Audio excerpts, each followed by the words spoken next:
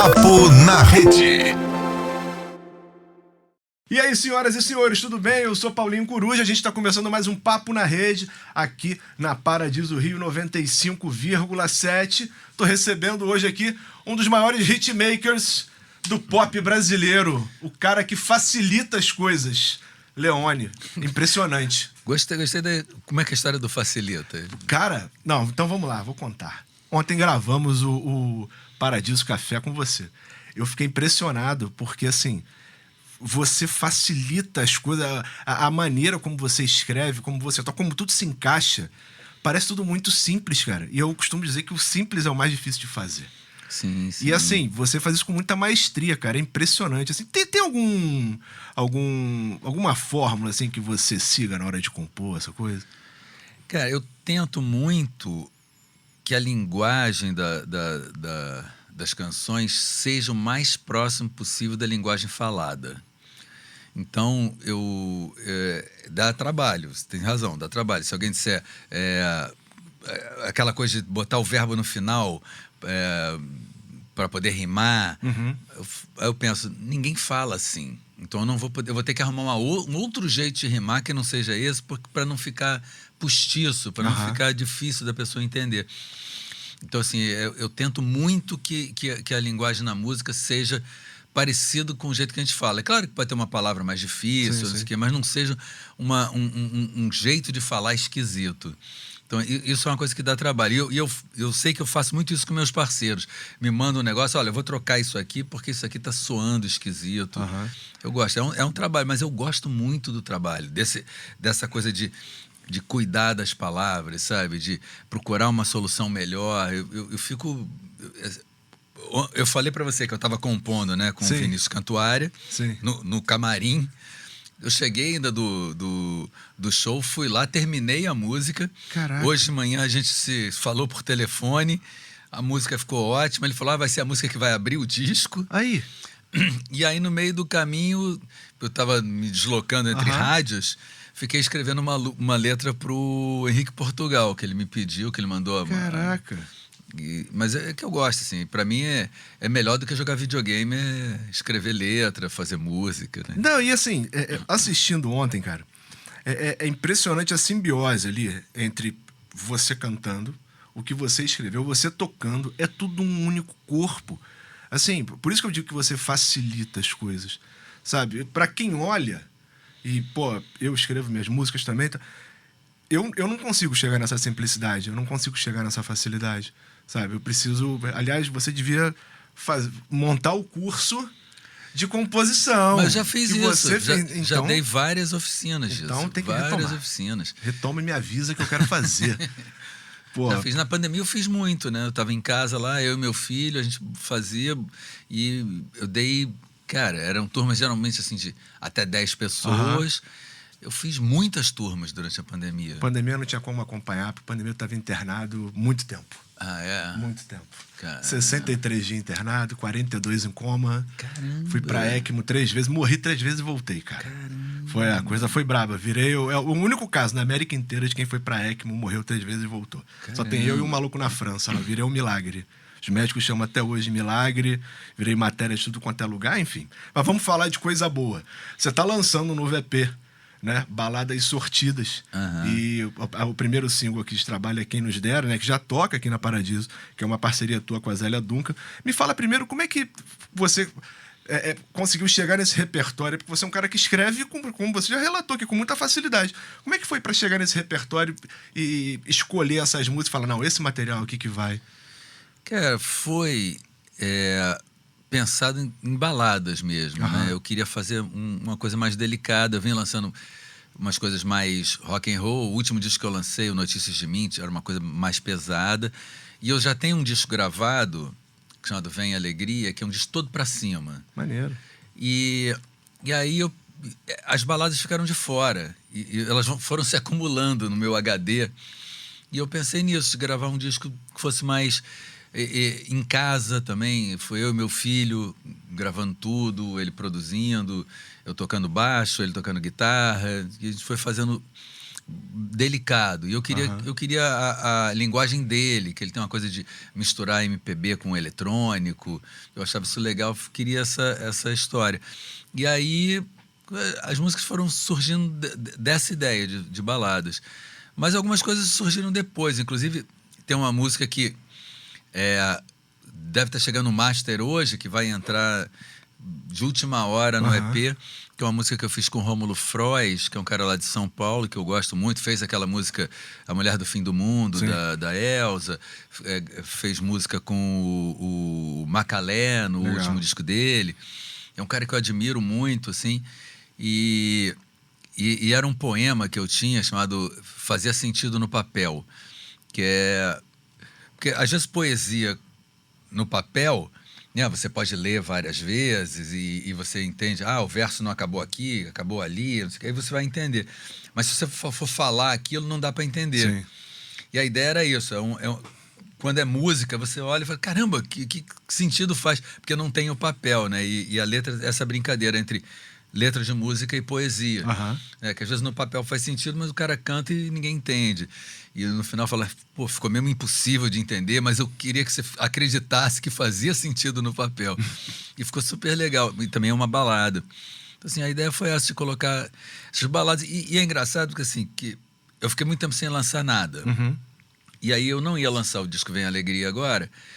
E você sabe que o algoritmo te esquece se você parar de lançar coisas. Verdade. Então eu tinha, sei lá, 1.600.000 ouvintes por mês.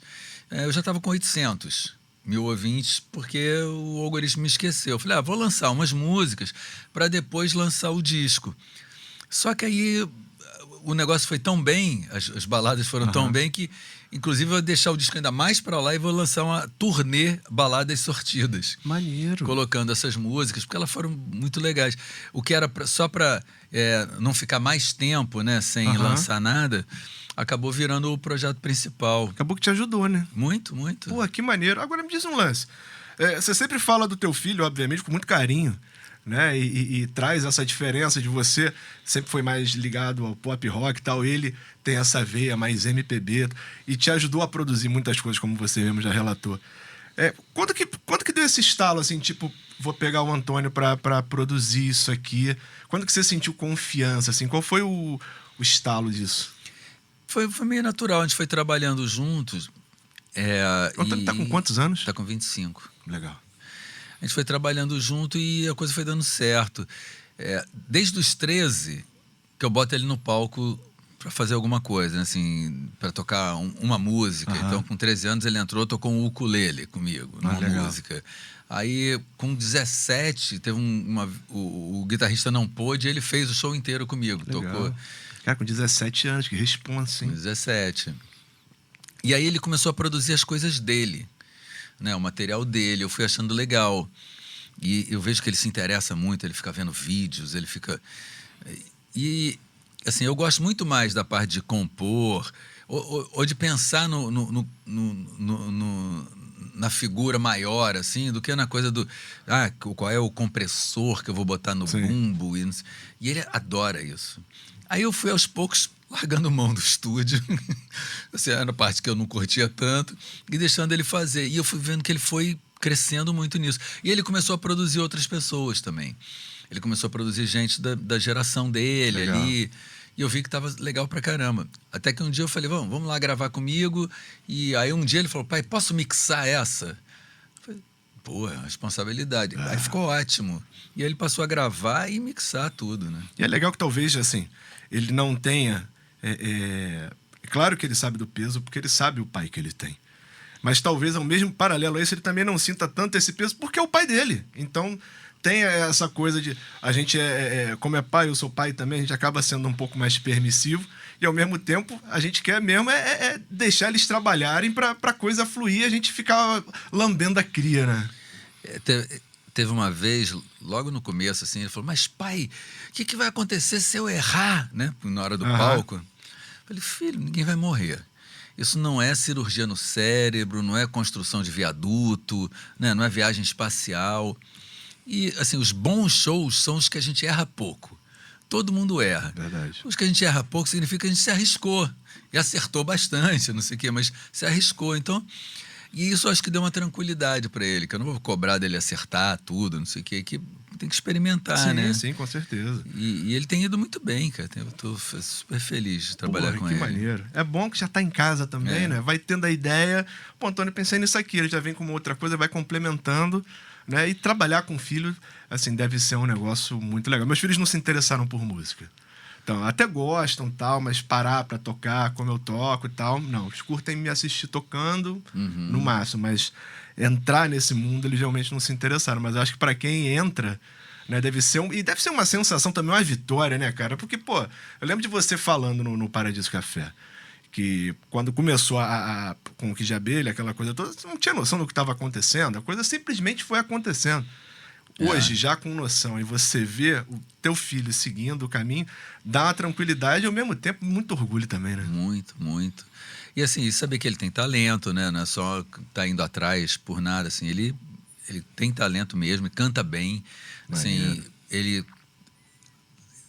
Quando começou já a tocar comigo, eu ficava pensando, cara, ele toca melhor na idade dele do que eu tocava na minha. Sim. Assim, já tem uma coisa de música. Essa galera nova é impressionante, né? Sim. Porque tem muita informação, eles vão atrás, vão aprendendo. Falei, onde você aprendeu isso, cara? Tem muito caminho já mastigado, diminuído, porque é muito vídeo, muita coisa que a gente não tinha quando começou a tocar. Tinha aquelas revistinhas que a gente comprava. Vigor, né? Pois é, pra Mas aprender os ridículo, acordes. só tinha os enfim. acordes, não tinha como tocar aquilo, Verdade. né? Hoje em dia você bota lá como tocar a música tal no piano, como tocar no baixo, tem tudo, Tem né? tudo. Aí tem um cara ensinando. Não sei o quê. Verdade. E me diz um lance, como é que foi? Você que é um cara que sempre escreve muito, produz muita coisa, tá sempre pra lá e pra cá com música nova. Selecionar as músicas que vão entrar num EP acaba sendo uma tarefa mais hercúlea, assim, na hora que você olha todo o material que você tem?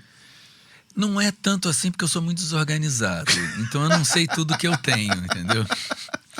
Então eu olho para o que está ali na minha frente. Então eu seleciono daquilo. Depois eu vou falar, caramba, eu tinha música tal que estava guardada. Agora até estou mais organizado.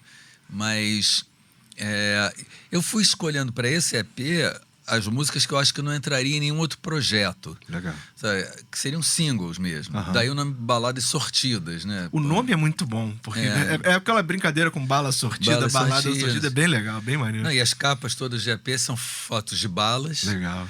E o EP vai ser um baleiro. Pô, muito bom, muito bom. Para reunir todas as balas Sim, sortidas sim, ali. sim. Porque é isso, sim. A única coisa que une é que são baladas, mas não tem um eixo de assunto ou de arranjo. As primeiras 3 que eu lancei são mais eletrônicas, mais leves. Agora, o Te Entendo 100% é uma música gravada com bateria, guitarra, uma coisa mais pop rock mesmo, né? É uma balada rock. E a última é meio balada blues, né? Que eu fiz que é a parceria com Cazuza, que eu gravei com o Antônio, o Jorge Israel e o Léo Israel, filho do Jorge. Caraca, que legal. Os 4 tocaram, né? O Léo Israel tocou bateria e teclado. Aliás, eu não sei o que ele toca melhor, ele toca muito bem os dois. Que coisa, né? Eu toquei baixo, o Antônio tocou guitarra, o Jorge tocou sax e fez um arranjo de metais também. Pô, que maneiro. Muito bacana. Esse último lançamento que vai, né, pro EP vai ser os 4, né? A participação. Pô, muito bom. O artista somos nós 4. Pô, muito bom, muito bom. E me diz um lance, como você mesmo relata, você trouxe teu filho aqui para trabalhar junto, agora com essa questão Jorge Israel com o filho dele, e naturalmente vão aparecendo as coisas novas que, se a gente talvez não tivesse filho, não acompanhasse, não acabaria deixando passar direto. O que tem te chamado a atenção, assim, de novidade? Assim, o que você tem curtido na hora de escrever? Olha, exatamente, o Antônio traz muita coisa da galera dele, né? Sim. E, assim, algumas coisas para mim foram fundamentais, assim, para eu me atirar nessa turma, assim. Eu acho que o que já tem um tempinho, mas que foi a banda que eu falei, caramba, essa banda é inacreditável, é o Terno. Sim. Terno Rei, muito boa. Não, o Terno. O Terno, perdão, Terno. são duas diferentes. O Terno. E aí o Tim Bernardes fez carreira solo. Sim. E eu fui assistir o show do Tim Bernardes com o Antônio num teatro aqui, aquele teatro que era a Teresa Raquel, eu nunca mais sei, vai mudando de nome. Que tá no shopping ali, no shopping, não, naquele centro comercial de Copacabana. Daqui a pouco eu lembro. Já foi Teatro Net. Já foi eu lembro teatro... que era Teatro Net. Mas fui assistir e eu fiquei impressionado com o Tim Bernardes, porque ele toca inacreditavelmente bem guitarra, violão e piano. Muito bem. Caraca. Canta, que é inacreditável também, de afinação. Compõe, eu falei, pô... Completo, assim, né? Se ele fosse um cara dos anos 80, ele teria estourado, seria gigante. Uhum. Né? Aí depois ele foi me apresentando pessoas que até foram da sala dele na escola, esse pessoal do Bala Desejo, por exemplo. Legal. Foi tudo da sala dele, da sala dele, da escola dele. Mas uma que me impressiona muito é a Ana Frango Elétrico. Sim. Até eu gravei o Nuvem Vermelha, porque eu acho ela ótima. E lá em São Paulo, eu não sei se aqui no Rio as pessoas já se ligaram nela, que é a Sofia Chablau. O nome da banda é maravilhoso. Sofia Chablau e Uma Enorme Perda de Tempo. Cara, eu acho que ela vai tocar no Lollapalooza, não vai? Vai tocar. Porque eu lembro que eu vi esse nome e falei, cara, que nome maravilhoso. Eu nem lembrava do nome dela, mas o final e Uma Enorme Perda de Tempo. Falei, cara, sensacional. Ela é muito boa, cara. Ela é muito, muito boa. Ela é engraçado. Ela foi da escola do filho do Edgar Escandurra. Caraca. O Edgar falou, pô, conheço ela desde que era uma fedelha lá. Que coisa, né? Ela é muito boa, assim. E tem muita gente legal. O Antônio vai mais para uma coisa mais MPB, mais delicada. Aí tem o Bruno Berli, que é muito legal. O Ítalo, que é um outro... São dois caras de Maceió. Uhum. E eles são produzidos pelo Batata Boy. Caraca. O Batata Boy também é de Maceió. Assim, eu tenho a sorte dele me apresentar um monte de coisa. Tem outras coisas que ele me apresenta, eu já não curto tanto. Porque tem a coisa da referência, né? Sim. Toda música é referendada no que veio antes, Sim. né? A gente escreve a partir do que a gente já ouviu. Aí ele vem, apresenta um negócio que ele acha que é uma grande novidade. Eu falo, pô, isso aqui parece não sei o quê, dos anos 70. Eu passo a mesma coisa com o meu moleque. Não é que não seja bom, mas é que já não me impressiona porque eu já ouvi aquilo. Sim, exatamente. Assim, se eu não tivesse ouvido aquilo, eu olhar para essa coisa que ele me mostrou e dizer, nossa, que maluquice, que coisa legal. Mas já não me impressiona tanto. Não que seja ruim, eu acho bom. Mas já tem aquela coisa de dizer, não, tem ali a fonte, né? Eu vou para a fonte, se for o caso. Né? Mas eu tenho ouvido muita coisa legal. Em São Paulo tem muita coisa bacana que eu não conhecia.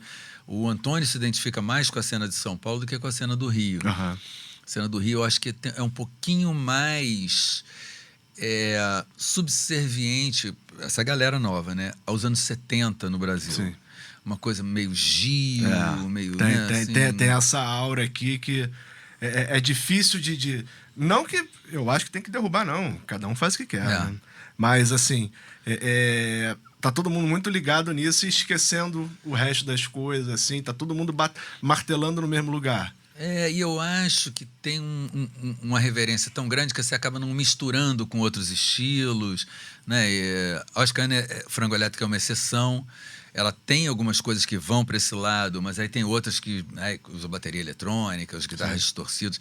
A Sofia Chablau é punk MPB. Você fala, como punk MPB? Mas tem desde as coisas mais delicadinhas até as guitarras que você fala, que isso? Bom saber, vou atrás. É muito legal. Me diz um lance, depois de todo esse tempo de carreira, todos esses hits, coisas, pô, inacreditáveis, o que ainda falta profissionalmente pra você, assim, que tu olha e fala assim, pô, cara, eu queria fazer isso aqui, eu queria lançar um disco assim, ou eu queria escrever em parceria com fulano, assim, um sonho, assim, que pode ser nacional ou internacional, enfim. Olha, assim, eu até falei pro Antônio, assim, todo show que eu faço, eu fico notando, isso aqui eu podia fazer mais legal, sabe? Eu podia ter uma coisa de movimento de corpo, ou, eu falei que ia voltar a estudar canto. Eu acho assim, a música é um lugar infinito, né? Tem sempre coisa para descobrir, coisa nova para fazer, instrumentos para aprender. Então, assim, eu acho que nunca vai chegar um momento de eu dizer, ó, já fiz tudo que tinha que fazer. A não ser que eu ficasse me repetindo. Tem artistas que são assim, assim, não é uma crítica, mas se pegar, por exemplo, o Jorge Ben. O Jorge Ben, ele foi indo, passando por vários estilos, ele chegou num determinado momento que ele cristalizou, né? O show é maravilhoso, mas você vai ver o próximo, vai ser igual sempre. E ele não se importa com isso. Eu tô na música porque eu me divirto com isso, sabe? Assim, eu quero ir para outros lugares, então eu acho que nunca vai acabar essa história. E eu acho que eu componho melhor agora do que eu compunha. Só que as pessoas não estão reparando. Você acha que é por conta dessa questão de algoritmo também, de depender hoje de streaming e ter muita gente aparecendo? Não, eu acho que é uma questão de idade mesmo. E aí eu não digo idade no sentido só... se eu aparecesse agora, talvez as pessoas prestassem atenção nisso, mas de não ser mais novidade. Né? Então, assim, quando você chega com um material que é a sua cara, todo mundo acha maravilhoso. Aí quando você vai fazendo, as pessoas já não se espantam tanto. Então, você pode ter melhorado, mas a pessoa ainda olha, é o mesmo cara ali, né? Pô, para que eu preciso do 16º disco do Leone? Sabe uma coisa assim? E a novidade não, vai chamar muita atenção. Pega um artista feito, sei lá, Tracy Chapman. Sim. O primeiro disco dela é maravilhoso. Foi um estouro. O segundo é maravilhoso, não foi um estouro. Assim, parece com o primeiro, sabe? Então, tem um pouco isso. O Paul Simon falava isso. Quando você chega, domina totalmente o seu ofício, está fazendo suas melhores músicas, ninguém mais está prestando atenção. Porque tem a ver com idade, tem a ver com a novidade, né? Mas também não me importa, eu continuo fazendo música e gostando do que eu estou fazendo. Eu olho o resultado e falo, caramba, que legal. Quando eu comecei, eu não teria chegado nesse resultado. Não conseguiria... ter tanto repertório, sabe? Para poder mexer na música e ficar do jeito que eu imaginava. Às vezes eu tinha que simplesmente deixar a música, era o que eu conseguia. E estava tudo bem, né? Também. E por outro lado, essa urgência, né? Essa coisa de ser mais cru também comunica com a galera da sua idade ali, né? Então, acho que foi importante também. Agora, uma coisa que eu reparei, por exemplo, na gravação ontem, tinha gente nova cantando tuas canções. Tinha. Então, assim, você percebe essa mistura de público também nos teus shows, assim, da galera mais nova chegando, que de repente te conhece, sei lá, há 5 anos, descobriu o Leone há 5 anos, assim, e tá trazendo a galera nova. Você percebe teu público se renovando ali o tempo todo? Olha, eu percebi muito isso quando comecei a atuar mais na internet. Aí veio um público muito novo, mas que a essa altura já está mais maduro, né? Mas aí vem os filhos. Eu acho que a música brasileira também tem isso, né? Essa galera nova toda é uma reverência enorme. A Gil, Caetano, Tom Zé, não sei o que, essa galera. Então, a gente não fica velho para essa turma, a gente é referência, né? Quanto mais idade. Então, eu acredito que daqui a pouco a próxima geração, em vez de estar olhando para Gil, Caetano, não sei o que, vai estar olhando talvez... já olha, né, para Clube da Esquina, não sei o quê, até chegar na gente de novo, né, porque vai e volta, né, a gente está aí como... Então, eu acho que é normal. Se a gente também não parar no tempo, né, não ficar se repetindo muito. Você não faz isso, já é importantíssimo. Me diz uma coisa, quando que Baladas Sortidas chega aos palcos do Rio de Janeiro, quando que a gente vai te ter aqui num show completaço exclusivo do Leone? A gente, lá no escritório, pensou nisso essa semana, na verdade. Então, deve ser no segundo semestre. Legal. Que eu fazer. E aí eu quero mudar o repertório, né? Porque eu tenho feito a turnê de 40 anos. E uns arranjos muito parecidos com os arranjos originais, né? Para poder ter essa cara, né? De comemoração. Aí tirar alguns sucessos, mexer em arranjo. A ideia é que o show seja menos rock, mais dançante, mais leve um pouco menor também, porque eu tô fazendo shows de 2 horas, né? Porque para pegar a história, né? Para pegar essa história toda, é 2 horas de show. É uma maratona para quem tá fazendo, mas sorte de quem vai. Agora, fechando o nosso papo aqui, cara, você começou muito novo, né? Já são 40 anos, 40 e quantos anos de carreira? 42 agora. 42 anos de carreira. começou muito novo. E na tua idade... Comecei com 3 anos. Sim, aí. E a real é que nessa idade a gente não faz a mínima ideia do que a gente quer da vida. É tudo novidade, a gente não faz plano algum. Tu imaginava, cara? Tu alguma vez, quando eu tava iniciando assim, tu imaginava olhando e falava, pô, daqui a 40 anos eu tô fazendo isso, tô bem. Não, porque não tinha isso no mundo, né? Assim, você pegava as bandas que eu admirava, elas não tinham esse tempo de vida. Hoje em dia você tem os Rolling Stones aí, né? Mas você pegava as bandas, vinham e acabavam, né? Então, assim, eu não imaginava que isso fosse possível. Não só com a gente, não imaginava que isso fosse possível at all. Passou dos 40, acabou, né? Então, assim, eu não achava que a gente fosse chegar nisso. É claro, o Kid de Abelha não chegou para mim, né? Porque eu saí em 86, mas a minha carreira continuou, a própria carreira da galera do Kid de Abelha, né? E tudo mais. Mas, por outro lado, eu não tinha plano B, né? Então, eu tinha que ter, de alguma forma, ter uma esperança, né, de que eu continuaria fazendo. Mas, assim, foi muito complicado. Depois que eu saí do Kid de Abelha, dos Heróis, que eu gravei o primeiro disco solo, ainda era uma época que você precisava totalmente de gravadora ou você não tinha carreira. E eu lancei o disco que tinha Garotos 2, e não sei porquê, na Odeon, que foi a Yamaha Odeon, né, que me lançou, falou, ele toca muito realmente, é um queridinho das rádios, mas não vende. Não sei por que veio essa história. E aí eu fiquei 8 anos sem gravadora. Caraca. 8 anos sem gravadora, sem lançar nada. São os genes com J de gravadora, né? Que tem um monte. E eu falei, acabou pra mim. Fui fazer publicidade, sabe? Umas coisas assim, achando que tinha acabado ali. E aí teve uma hora que começou a voltar, sabe? E aí eu fiz um disco independente antes da internet, né? Ninguém nem sabia que existia. Verdade. Fiz uma edição de 6.000 discos, levei 2 anos para vender 6.000 CDs. Mas por conta disso, a Som Livre me chamou para fazer o audiorretrato. Na verdade, eles me chamaram para fazer um disco. Eles tinham uma série, né, que reunia os sucessos. Eles queriam fazer comigo. Eu falei, cara, eu não tenho como, porque eu tenho músicas que são do Kid de Abelha, eu não cantei. Músicas são dos Heróis que eu cantei, mas assim, Exagerado eu não gravei. Fórmula do Amor eu não gravei. Aí eu sugeri a eles fazer o audiorretrato, que é pegar todos os sucessos e eu gravar violão e voz. Ali que a minha carreira voltou. Ou seja, eu estourei com Garotos 2. Ficou 6 meses nos primeiros lugares da parada. Sim, impressionante. Tomou o Brasil todo.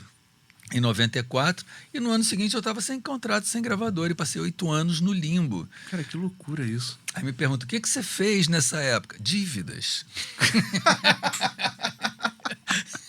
Caraca.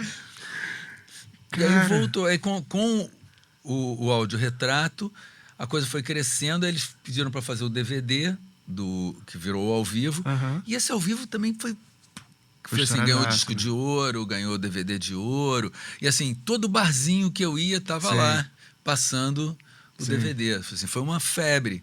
E aí que eu pude dizer, não, agora eu tenho uma carreira. Porque começou e abortou. E eu fiquei 8 anos nesse limbo, cara. Imagina se tu não acreditasse em você, hein? Caraca, bicho. Tá vendo? Acredite em você. Pra te encontrar nas redes sociais, como é que a gente faz? Olha, me encontrar nas redes sociais, eu acho que só no... Pessoa mesmo, né? Só no Instagram, Leone Oficial, que aí eu tô lá, tô vendo. O Facebook é meio assim, eu posto no Instagram, vai pra lá também. Sim. O X, esquece, eu abandonei o X. Fez você muito bem, abandonem todos vocês já. O X já abandonei 1 ano e tanto já. E o TikTok eu sei que publicam lá pra mim, mas eu nunca entrei no TikTok. Eu falei, pô, eu já perco um tempo enorme da minha vida só com o Instagram. Se eu entrar no TikTok os meus filhos dizem, TikTok é mais legal que o Instagram, na coisa dos vídeos. Sim, bem mais. Tem muita coisa boa. Eu falei, mas se eu entrar lá, danou-se. Eu não vou mais ler, não vou fazer mais nada, porque você fica, né, naquela história ali. Sim, eu cortei muito pra conseguir voltar a ler, cara, porque senão a gente não lê. Então já sabe, Leone Oficial, né? Leone Oficial. Leone Oficial no Instagram.